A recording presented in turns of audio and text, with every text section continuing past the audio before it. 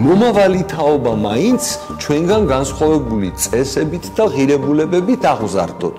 იმიტომ რომ არსებული აღზრდის ფორმა არის ანტიქრისტიანული, მოდი ასე ვიტყვი. ანტიქრისტიანული იმ გაგებით, რომ ადამიანს არ ამზადებს შემოქმედად. ადამიანს არ ეუბნება, რომ მას შეუძლია მართლა სამყაროს შეცვლა. ჩვენ გვინდა რომ ეს ვუთხრათ ჩვენ შვილებს. ანუ ჩვენ გვინდა რომ ჩვენმა შვილებმა იცოდნენ არა მხოლოდ თქვათ როგორ იყვნენ ოჯახის კარგი წევრი, არამედ ან მაგალითად არ ვიცი პირად ურთიერთობებში, ყოველდღიური ურთიერთობაში საკუთარ თავზე მუშაობა ისწავლონ, სწავლის უნარი გამოიმუშაონ, ანუ რაც ნებისმიერ ადამიანს სჭირდება.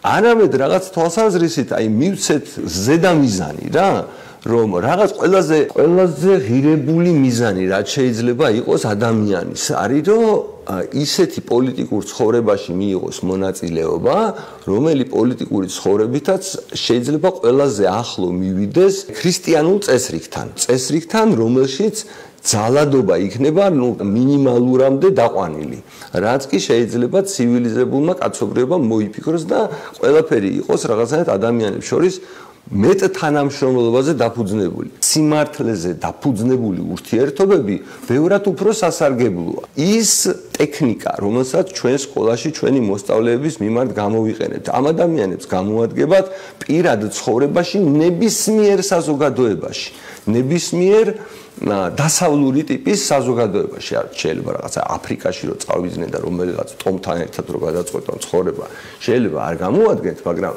ნებისმიერ დასავლური ტიპის საზოგადოებაში ეს უნარჩვევები მათთვის, როგორ გითხრათ, ერთის მხრივ სასარგებლო იქნება და მეორეც ერთი ამ საზოგადოებებისთვის იქნება გასაგები, იმიტომ რომ ისინიც იგივეს აკეთებენ დაახლოებით თავისი შვილებისთვის. ამ ყოველ შემთხვევაში შეიძლება ვერ აკეთებენ, მაგრამ ესმით რომ ეს მნიშვნელოვანია. სულ არის მსოფლიოში 200 საზოგადოება, რომელსაც აქვს აი ისეთი განძი, შეიძლება ითქვას, როგორც არის დამოუკიდებლობა. ანუ თავისუფლება თვითონ განსაზღვროს საკუთარი წესრიგი.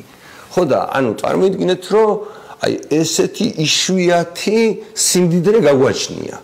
ხო და ერთადერთი რამე რის გამოც ამ ქვეყანაში ზოგადად ალბათ ცხოვრება, დარჩენა, რაღაცის გაკეთება ღირს, არის აი ეს განძი, რომ ჩვენ თუ არა ჩვენმა შვილებმა მაინც გამოიყენონ. თუ რა თქმა უნდა, მანამდე რამე კატასტროფა ან კატაკლიზმი არ დაგვემართა იმის გამო, რომ ჩვენ ცოდვებს ჩავდივართ და ან რაღაცა შეცდომებს ვუშვებთ. პირველად შევეცადოთ, შევქმნათ რაღაცნაირად საზოგადოება, მათ შორის იქნება ჩვენმა შვილებმა მაინც შექმნან ეს საზოგადოება, რომლებიც ამ ნაწილში იქნებიან მომზადებულები. ჩვენ წინა კვირაში პირველად ფაქტობრივად გაგვიჩნდა ხელმისაწვდომობა, როდესაც მე თქვენ გიყვებოდით წინა ლაივების დროს ამერიკულ ექტონის აკადემიაზე, ფაქტობრივად გადავიხადეთ ანუ დარჩენილი რაც ჰქონდა თანხა და მთელი ეს გამოცდილება, ამ ამერიკული ქსელის 16 წლიანი გამოცდილება ფაქტიურად ჩვენი მასწავლებლების ხელმისაწვდომია.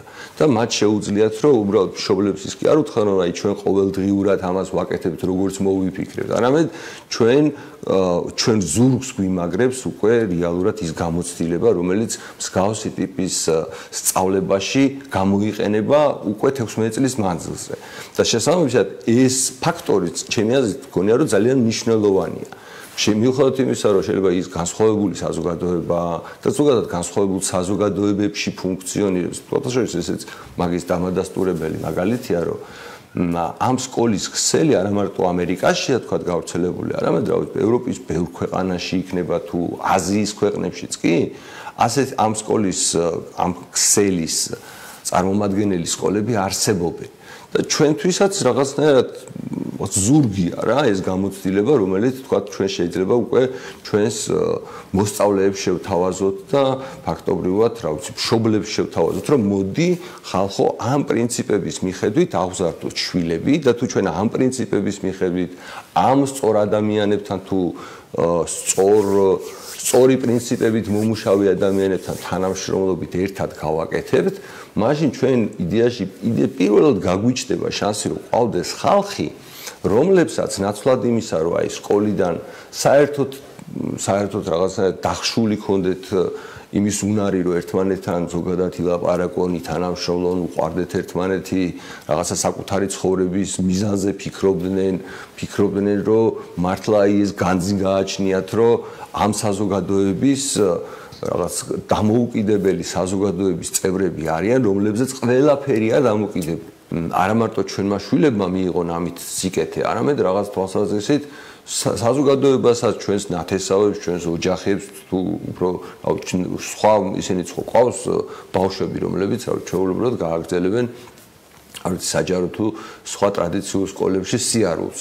იმათაც ვაჩვენოთ, რომ მათი შვილებისთვისაც ეს ძალიან მნიშვნელოვანი და სასიამოვნო და სასარგებლო პროცესი იქნება და ამის დამტკიცების წელია სინამდვილეში ჩვენი სკოლის პირველი წელი.